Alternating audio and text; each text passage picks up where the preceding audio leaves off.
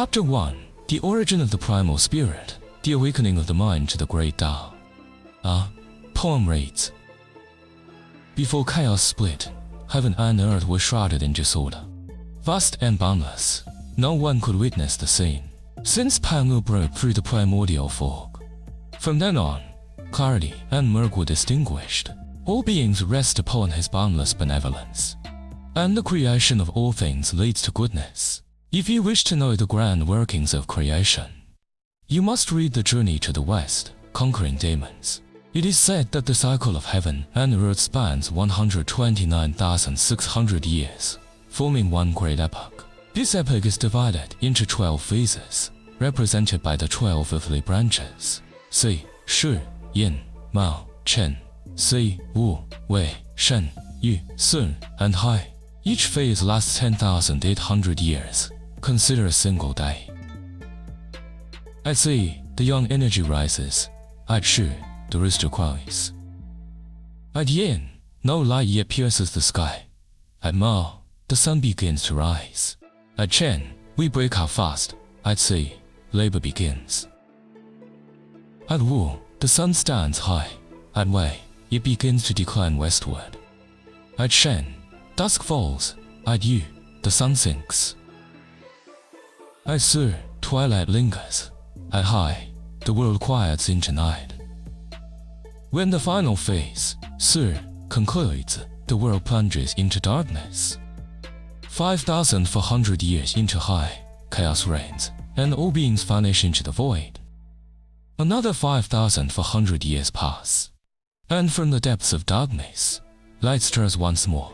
As Sha Yang said, at winter solstice, Yin recedes and Yang is born. At this moment, heaven forms its roots. 5,400 years later, under Si, light rises, forming the sun, moon, stars, and constellations. Thus, it is said, heaven opened at Si. After another 5,400 years, as Si nears its end and Shi begins, the world gradually solidifies, as the I Ching says. Great is the creative force of Qian, profound is the receptive force of Kun. At this stage, the earth takes form. 5,400 years later, during Shi, the heavy and turbid descend, giving rise to water, fire, mountains, rocks, and soil. These 5 elements shape the land. Thus, it is said, the earth split at Shi. After another 5,400 years, as Shi ends and Yin begins, life emerges, the ancient texts say. Heaven's energy descends, earth's energy ascends, the union gives birth to all things. 5,400 years later, during Yin, humans, animals, and birds appear. This marks the formation of heaven, earth, and man, the 3 fundamental forces. Thus, it is said, humans were born during Yin. Following Pangu's creation, the 3 sovereigns ruled. The 5 emperors established order, and the world was divided into 4 continents: Dongshan Divine Continent, Shenyuhi Continent, Nanshanbo Continent, and Beizhulu Continent. This tale focuses solely on Dongshan Divine Continent. Beyond the eastern seas lies a kingdom called Dalai, near which stands a great mountain. The mountain of flowers and fruit, formed from the primal forces of creation.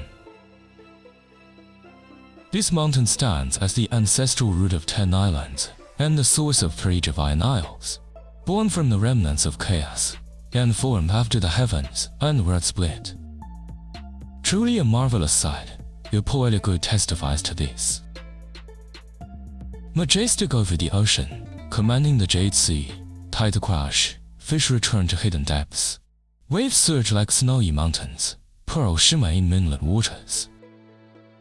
Crimson cliffs and strange rocks tower, sharp peaks cut the sky like blades.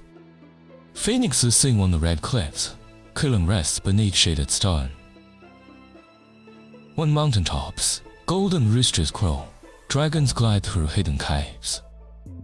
In the forest, foxes and deer roam, while heavenly queens perch in ancient trees. Exotic flowers bloom eternally, and pine trees stand evergreen.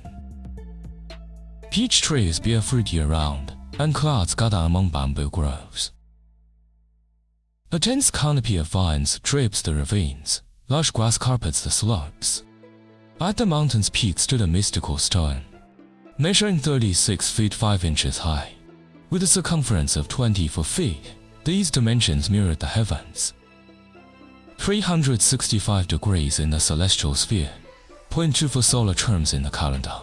The stone had 9 apertures and 8 orifices, symbolizing the 9 palaces and 8 trigrams. No trees shaded the stone, yet fragrant orchids grew nearby.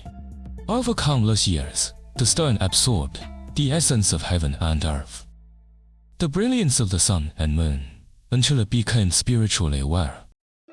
One day, the stone cracked open, revealing a stone egg as round as a bowl. Touched by the wind, the egg transformed into a stone monkey. Fully formed with all limbs and senses, the monkey stood and gazed around. He bowed respectfully to the 4 directions, acknowledging heaven and earth. His eyes emitted 2 beams of golden light, piercing through the heavens. The radiant beam startled the Jade Emperor, who sat in his palace. "Who dares disturb the heavens?" he asked. He summoned the guardians. 1,000-mile eye and 1 accompanying year, go and investigate this light. The 2 generals descended to the mortal realm and observed the stone monkey. Upon their return, they reported the light came from a stone monkey, born on the mountain of flowers and fruit in the kingdom of Allah. The Jade Emperor smiled and said, "A creature born of heaven and earth's essence is of no great concern." Thus, the matter was dismissed. The stone monkey roamed the mountains, leaping and playing among the cliffs.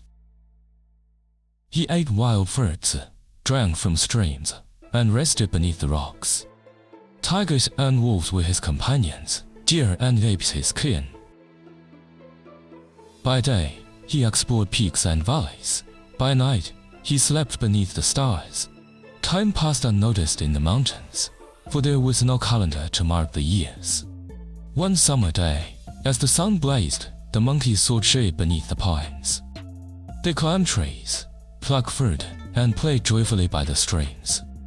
A group of monkeys wandered to a waterfall, where a stream cascaded down the rocks. "Where does this water come from?" they wondered. "Let's follow it to its source." They cheered and ran along the stream, climbing higher up the mountain. At the top, they found a great waterfall, like a curtain of silver silk. The monkeys marveled, clapping their hands in delight. "Whoever dares pass through this waterfall and return safely shall be our king." The stone monkey stepped forward, declaring, "I will go." Closing his eyes, he leapt through the curtain of water. Beyond the waterfall, he discovered a cave, bright and spacious inside. Stone bridges, tables, and beds filled the cave, a home fit for immortals. Above the entrance was inscribed, "Blessed land of flower and fruit mountain." Heavenly cave of the water curtain, the stone monkey rejoiced. He returned to tell the others, who eagerly followed him through the falls. The monkeys entered the cave, claiming it as their new home. There they lived safely, protected from the wind and rain. The stone monkey sat proudly, saying, "I found this cave for us. I have entered and left unharmed. Will you now make me your king?" The monkeys bowed, proclaiming him their lord and ruler. From that day forth, he was known as the handsome Monkey King. The Monkey King ruled joyfully, leading his subjects in peace and merriment. Spring flowers, summer fruits, autumn harvests, and winter roots sustained them. Several centuries passed, until one day, during a feast, the Monkey King grew silent and sorrowful, tears welled in his eyes. The monkeys asked, "Great King, why do you grieve during such joy?" He replied, "Though we live freely now, death will eventually claim us all. The monkeys trembled and sobbed, fearful of the impermanence of life. One elder monkey spoke up. There are three beings who escape death: Buddhas, immortals, and sages. They transcend life and death. Where can I find them? Asked the Monkey King. They live in distant lands, he replied. Determined, the Monkey King declared, I shall journey to find them and learn immortality. The next day, the monkeys prepared a feast, bidding farewell to their king. He built a raft from pine and bamboo and set sail across the sea. Guided by wind and current, he arrived at the southern continent. There, he mingled with humans, learning their customs and speech. For years, he wandered, seeking someone to teach him the Tao. Yet, all he found were men, obsessed with wealth and power. Why did they chase fame and riches?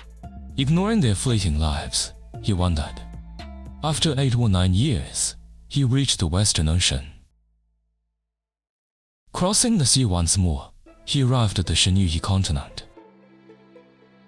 One day, as he climbed a mountain, he heard a song echoing through the forest.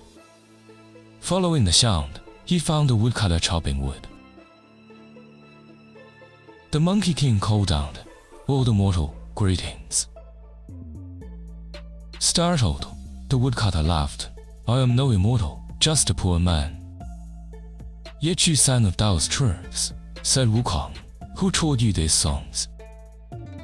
"A neighbor, a true immortal," the woodcutter replied. "His cave lies just ahead, on Spirit Platform Mountain." Wukong begged, "Take me to him, good sir." "I cannot," said the woodcutter. "I must care for my elderly mother." With gratitude, Wukong bid him farewell, climbing toward the immortal's cave. Wukong climbed the mountain, arriving at the entrance of a cave. Above the entrance was inscribed, "Spirit Platform Mountain, Cave of 3 Stars." The Monkey King rejoiced. This must be the place. He sat under a pine tree, waiting patiently for someone to appear. Suddenly, the cave door creaked open, and a young Taoist emerged. He wore flowing robes and had a graceful demeanor, his face serene and calm. "Who waits outside our gate?" the Taoist asked. Wukong bowed deeply. "I am a humble seeker of the Tao, wishing to find the master." The Taoist smiled. "Fortune favors you. Follow me inside." Wukong entered the cave, marveling at its divine beauty. Inside, seated on a golden platform, was the patriarch Saputi. Immortal disciples stood in neat rows, listening to their master. Wukong knelt before Saputi, bowing repeatedly. "Master, please accept me as your disciple. I seek the path to immortality." Saputi gazed at him and asked, "Where do you come from, and what is your name?" Wukong replied, "I am from the mountain of flowers and fruit." Born of stone, with no parents or surname. Hearing this, Saputi smiled. "You are a creature of heaven and earth. I shall give you a surname." Saputi said, "You shall bear the surname Sang. From the lineage of Wu, I name you Sang Wukong." The Monkey King rejoiced, bowing gratefully. From that day forward, Sang Wukong studied under the great patriarch. Wukong trained diligently, learning the secrets of Taoism and immortality. He practiced meditation, studied the heavens, and refined his spirit. Years passed, and Wukong grew wiser and more powerful. One day, Saputi asked, "Wukong, what do you desire to learn next?" Wukong replied, "Master, I wish to learn transformations and flight." Saputi smiled and said, "I shall teach you the 72 transformations." With these skills, Wukong could change into beasts, birds, and objects. He also learned the cloud somersault, traveling vast distances in a single leap. Wu Cheng'en's powers grew unmatched, his mastery complete. One day, Subhuti summoned him and said, "Your training is finished. It is time for you to return to the mortal world and fulfill your destiny." Wu Cheng'en knelt before his master, thanking him for his teachings. Before leaving, Subhuti warned, "Use your powers wisely. Refrain from arrogance, for even the strongest can fall." Wu Cheng'en bowed deeply, promising to remember his master's words. He descended the mountain, ready to embark on new adventures. Thus ended his years of training, marking the rise of the great Monkey King.